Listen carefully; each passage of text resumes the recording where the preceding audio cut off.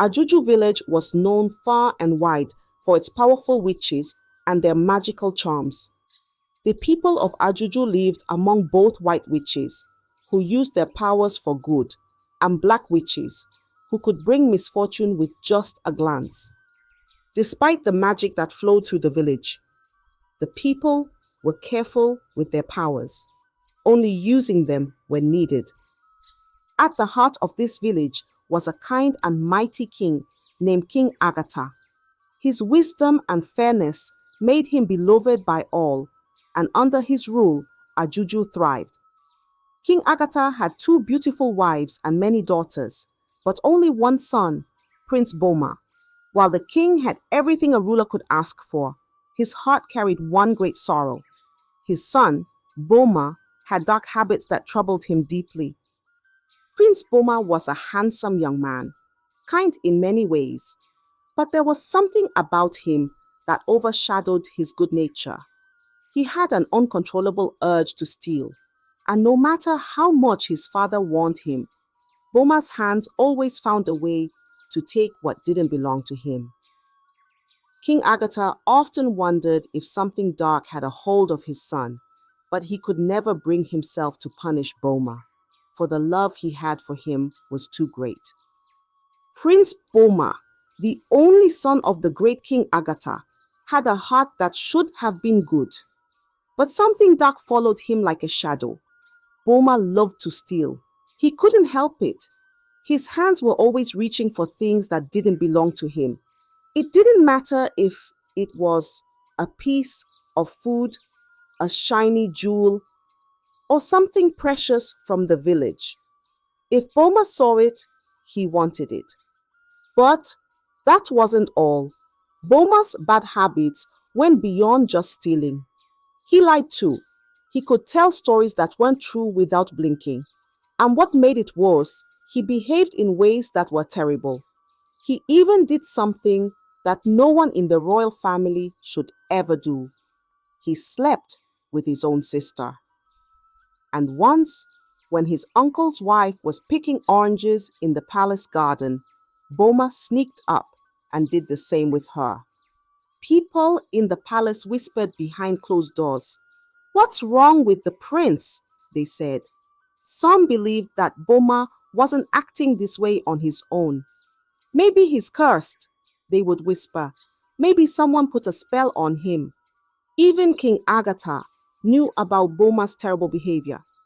But instead of punishing him, the king kept quiet. He didn't want to bring shame to his palace.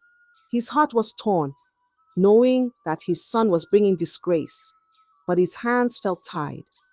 And so the people talked, the prince stole, and the dark cloud over Boma grew bigger each day. In the village of Ajuju, there was once a man named Tallow.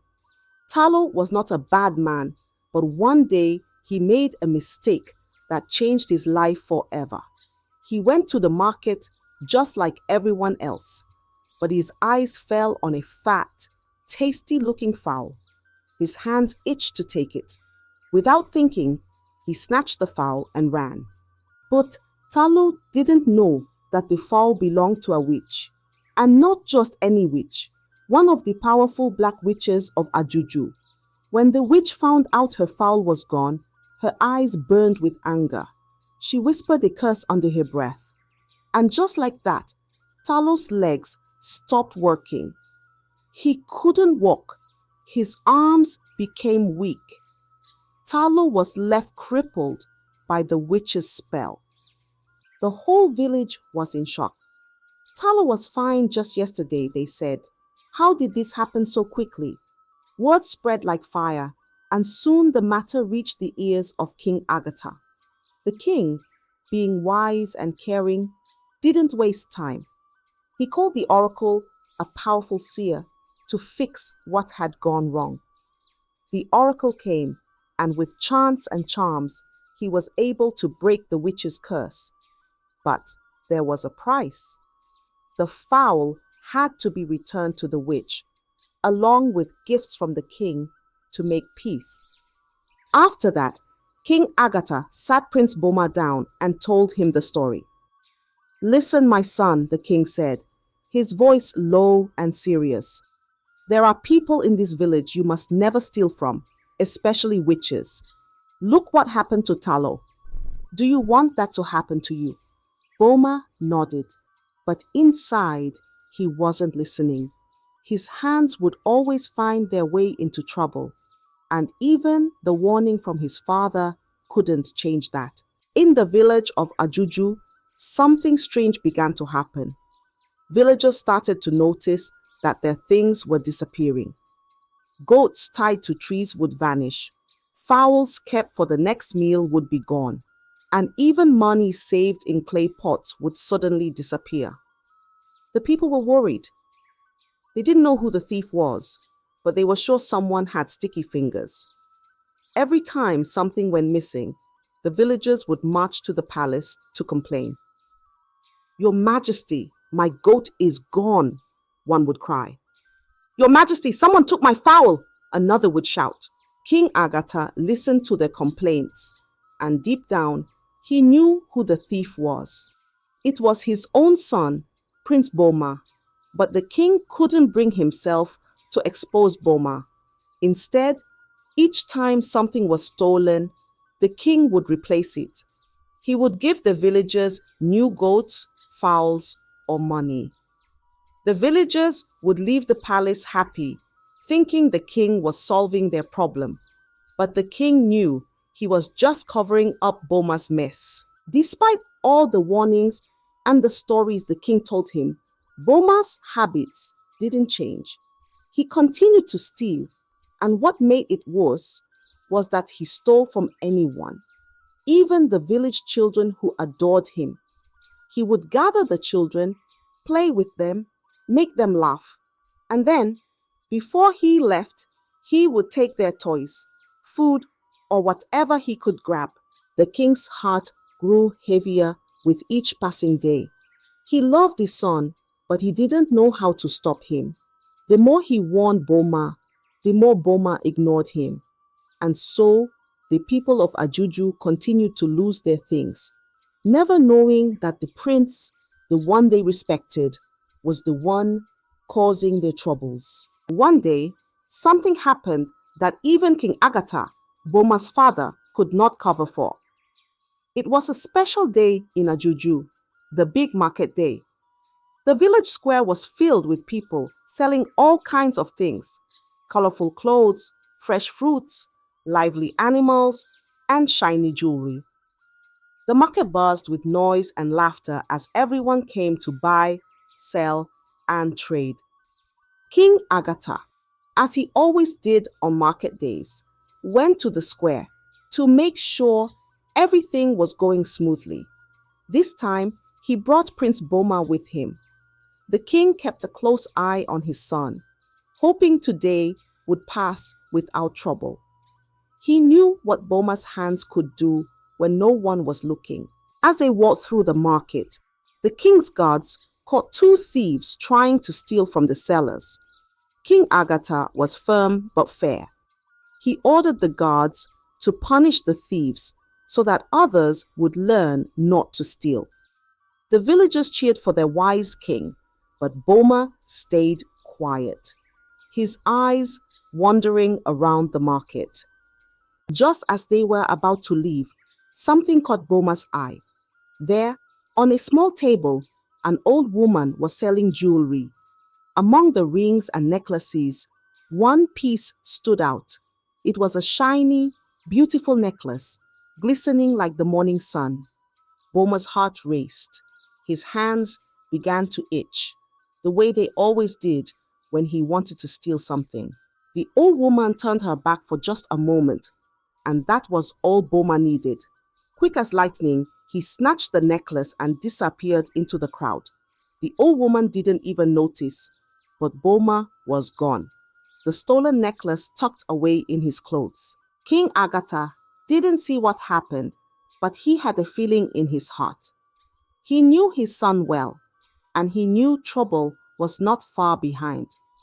As the market continued to buzz with life, no one yet knew that a storm was brewing, and soon the peace of the market would be broken. Not long after Boma slipped away, the old woman turned back to her table and noticed something was missing. Her heart sank. The most beautiful necklace, the one that shone like the sun, was gone. She looked around in confusion, but she didn't see anyone near her stall. Then she remembered. The last person she saw before the necklace vanished was Prince Boma. With a loud voice, the old woman cried out, "Thief! Someone has stolen my necklace." The market came to a stop, and all eyes turned toward her. She pointed in the direction Boma had disappeared and said, "It was the prince. Prince Boma took my necklace." The villagers were shocked. "How can you say such a thing?" they murmured. "Prince Boma is the king's son. He wouldn't steal." But the old woman stood her ground. "I'm not lying," she said firmly.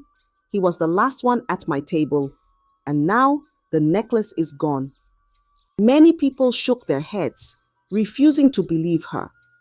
"The prince wouldn't do such a thing," they said. "He's royal." But a few whispered to themselves, remembering how things had been going missing in the village. Could it be true? Could the prince really be the thief? King Agatha, hearing the commotion, stepped forward. He knew his son well enough to fear the truth, but he didn't want the villagers to know. "Old woman," he said kindly, "perhaps you've made a mistake. I will repay you for the necklace. Name your price, and I'll make sure you are happy." But the old woman shook her head, her voice strong and determined. "I don't want money," she said. "I want justice. The thief must be punished, just like you punished the two others earlier. If it's not Prince Boma, let his room be searched to prove his innocence." The villagers agreed, and there was no turning back. The king, nervous and worried, could not stop what was coming. They would search Boma's room, and if the necklace was found, the truth would be known to all. The crowd began to move toward the palace, and King Agatha's heart pounded with fear. He had protected his son for too long, but now the truth was about to be uncovered. King Agatha's heart raced as the villagers made their way to the palace. He knew deep down that the old woman was right. Prince Boma had taken the necklace. The king couldn't bear the thought of his son being exposed in front of the whole village. He had to act quickly. Quietly, the king called for his most trusted servant. "Go to Boma," he whispered. "Tell him to give you the necklace. Hide it before the villagers arrive. Hurry, there's no time." The servant nodded and rushed to Boma's chambers. Boma, lounging in his room without a care, was startled when the servant burst in. "Your father sent me," the servant said, panting. "Give me the necklace before they find it." Boma, annoyed but knowing the danger, handed over the stolen jewelry. The servant hid it away, just as the villagers and the old woman arrived at the palace, led by the king. With everyone gathered, they searched Boma's room from top to bottom. They looked under his bed, inside his drawers, and even in his shoes. But the necklace was nowhere to be found. The villagers began to murmur. Maybe the old woman was wrong after all. King Agatha, pretending to be surprised, turned to the old woman. "You see, there is nothing here," he said, trying to sound kind but firm. "You have falsely accused my son." The old woman's face turned red with frustration. She knew the prince had stolen her necklace, but there was no proof. The king, wanting to end the matter quickly, declared that she must be punished for accusing the prince. "You will sweep the market for 7 days," he ordered. The old woman was humiliated in front of everyone, forced to sweep the busy market while people whispered and pointed. But what no one knew was that she wasn't just any old woman. She was a powerful witch, and her anger grew with each passing day. She swept the market in silence, but inside, she was making a plan. "I will not let this go," she thought. Prince Boma will pay for his greed, and the king's protection will not save him this time. With each sweep of her broom, her curse grew stronger, and soon the whole village would feel the wrath of the wronged witch. On the seventh day of the old woman's punishment, Boma decided to return to the market. He felt confident, thinking no one could ever prove he had stolen the necklace. He even carried the necklace with him, planning to secretly return it to the old woman's stall. Perhaps even mutter a quick apology and walk away with no one the wiser. The market was as lively as ever, with people selling and buying, children playing, and the smell of food filling the air. Boma, dressed in his royal clothes, walked through the crowd with his head held high. The villagers greeted him with smiles and cheers, unaware of the trouble brewing. When Boma reached the old woman's stall, he hesitated for a moment. The old woman was busy, her broom in hand, sweeping the market as part of her punishment. Boma glanced around to make sure no one was watching.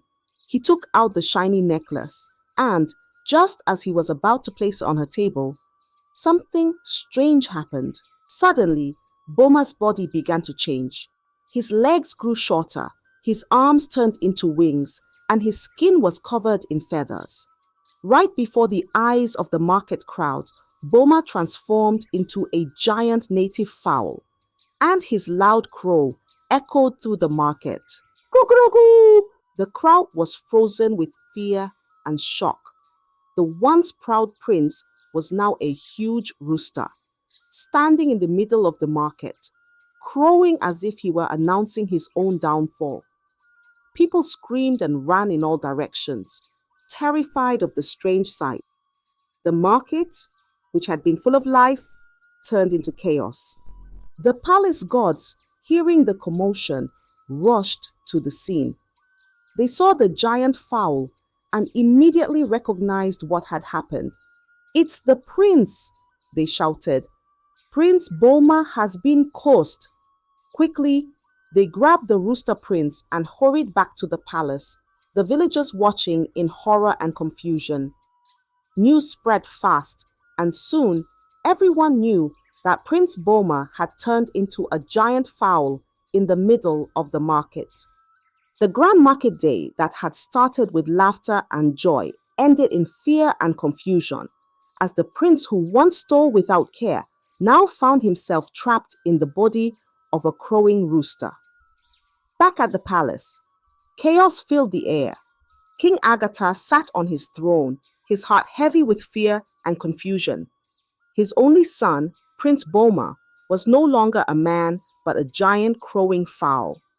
The palace was buzzing with whispers, and no one knew what to do. "Summon the oracle," the king ordered. The oracle was a wise man who could see beyond what normal eyes could see. He was brought to the palace quickly, his face calm but serious. He studied the crowing rooster, which was once the prince, and nodded slowly.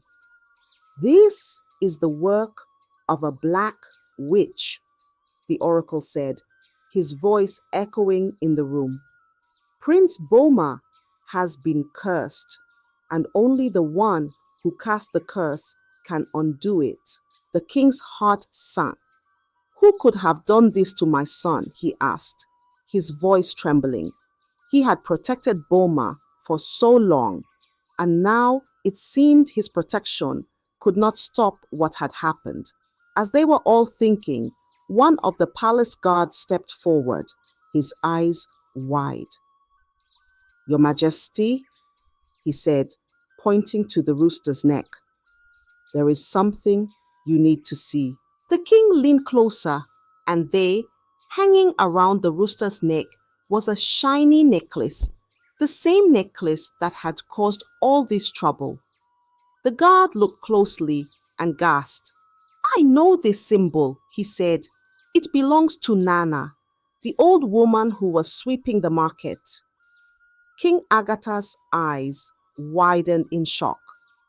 Nana, the woman they had punished, was no ordinary market seller. She was a powerful witch, known to the village but respected for her quiet life.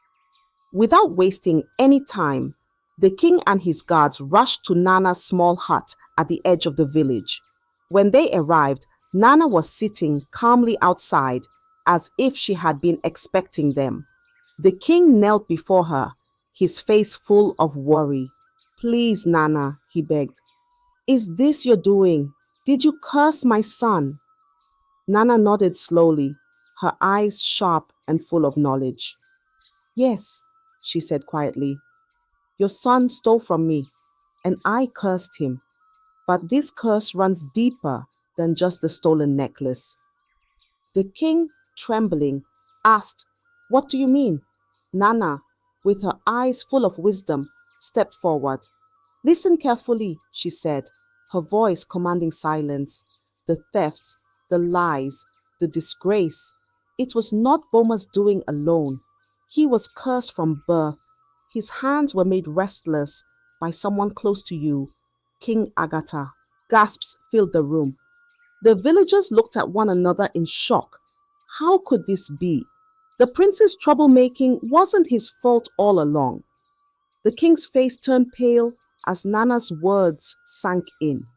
"The curse was placed by someone in your palace," Nana continued, her voice strong. "Someone who wanted the prince to bring shame and sorrow to your heart. This person hides among you." The room fell into deep silence. Then Nana raised her voice and demanded, "Whoever cursed the prince, step forward now.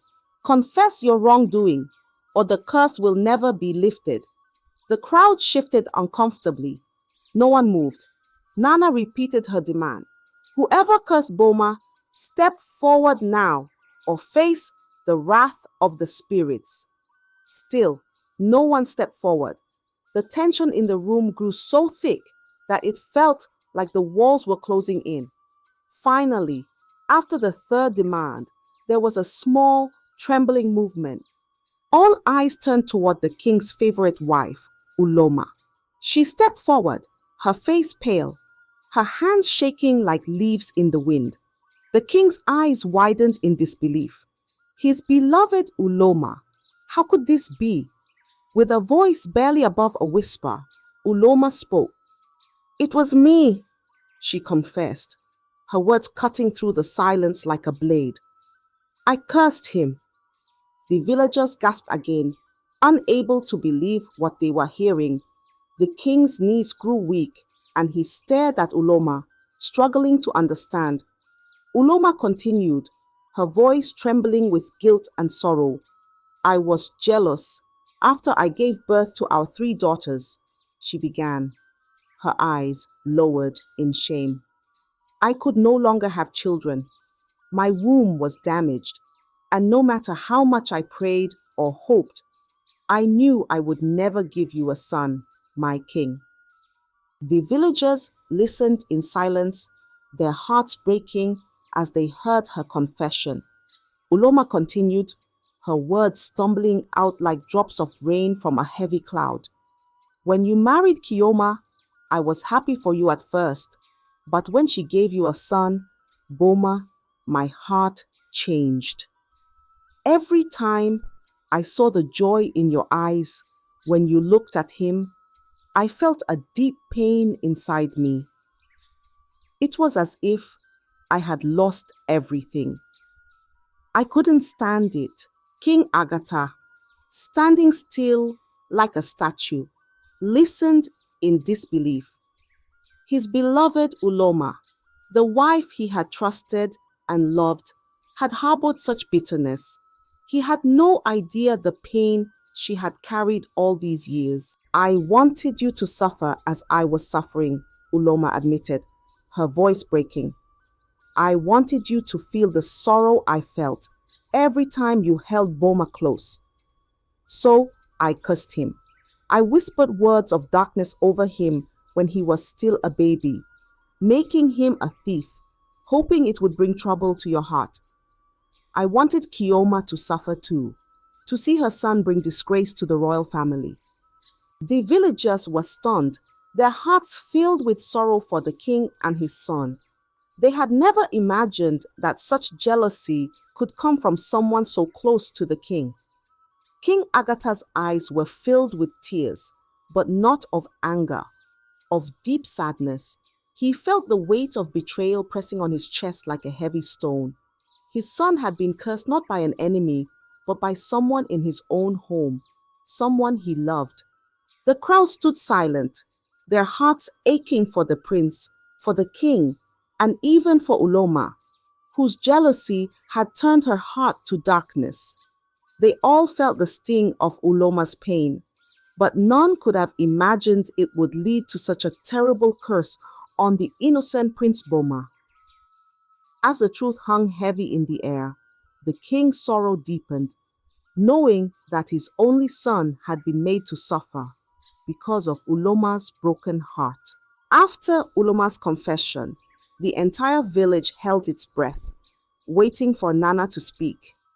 The weight of Uloma's jealousy had cursed Prince Boma, and now everyone wanted to know how to lift the curse and return the prince to his human form. Nana stepped forward, her eyes filled with deep wisdom. "There is only one way to break the curse," she said. "For Boma to be restored to his human self, he must sleep with Uloma, the one who cursed him." Gasps of shock filled the air. The villagers couldn't believe what they had just heard. Even King Agatha, who had remained strong through everything, was shaken to his core. This act went against everything the people believed, and the thought of it filled them with horror. But Nana's voice remained steady. "This is the only way. The curse runs deep, and only by doing this can Prince Boma be freed from his fate." After much thought and great distress, the king realized there was no other choice. Rituals were performed by Nana and the oracle, preparing the way for the curse to be broken. The villagers watched in silence, their hearts heavy with the burden of what had to be done. Boma, still trapped in his rooster form, but with a human heart, fulfilled the curse-breaking act. Though it was an unspeakable act, it was necessary. When it was done, Boma began to change. Slowly, his feathers fell away, his wings turned back into arms, and his legs grew strong again. Finally, his rooster head transformed back into that of a man. Prince Boma was human once more. The villagers rejoiced, their cries of joy echoing through the village. Boma, overwhelmed by everything that had happened, returned everything he had ever stolen. The goats, fowls, money, and jewelry all found their way back to their rightful owners. Peace was restored in Ajuju, and the darkness that had hung over the royal family began to lift. Though the curse was broken, the story was far from over. Queen Uloma, whose jealousy had set all these events into motion, could no longer stay in the palace. Her actions had brought too much pain to the royal family and the village. She was banished, sent away from the palace she had once called home. Even her daughters, who had once loved her deeply, turned away from her, unable to forgive the terrible curse she had placed on their brother. With Uloma gone, the palace was filled with a bittersweet peace. King Agatha, though still grieving for the betrayal of his favorite wife, thanked Nana and the oracle for their wisdom and help. He knew that without them, his son would have remained trapped as a rooster forever. The village celebrated the return of their prince. Prince Boma, who had learned a powerful lesson, was no longer the careless thief he once was. His heart was changed, and he now understood the importance of honesty and respect for others. The villagers too forgave him, knowing that his actions were not his own, but a result of the curse placed on him from birth. For generations, the story of Prince Boma, who turned into a rooster in the middle of the market, was told throughout the village. It became a warning against jealousy and betrayal, a reminder of how one person's bitterness can destroy the lives of others. And so, Ajuju returned to its peaceful ways, the tale of the cursed prince lingering in the minds of the people like a shadow, always reminding them of the dangers of jealousy and the power of forgiveness. I hope you enjoyed the story. If so, please like the video, comment what you learned from the tale, and don't forget to subscribe to the channel for more enchanting tales just like this one. Thank you.